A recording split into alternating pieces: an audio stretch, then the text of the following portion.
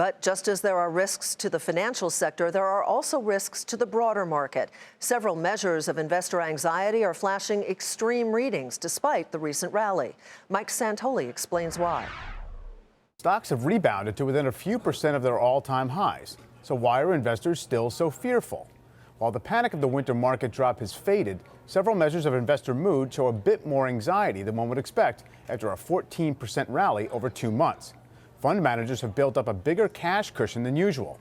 Retail investors have been pulling money from stock funds, and short-term traders are willing to pay up to protect against the steep market decline, but not to bet on the rally carrying much higher.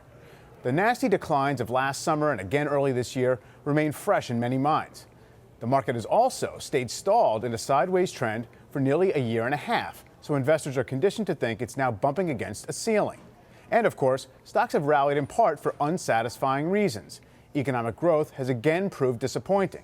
This has led the Federal Reserve to hold off on plans to lift interest rates. One side of investor caution: many of the stocks leading the market higher are conservative blue chips with steady dividends such as Coca-Cola and McDonald's, rather than aggressive growth plays. Now, this public sobriety could ultimately be vindicated if the market undergoes another recession scare or a shock from abroad. Yet there's an old saying that rising markets always climb a wall of worry, and such a wall surely remains in place for now. For Nightly Business Report, I'm Mike Santoli.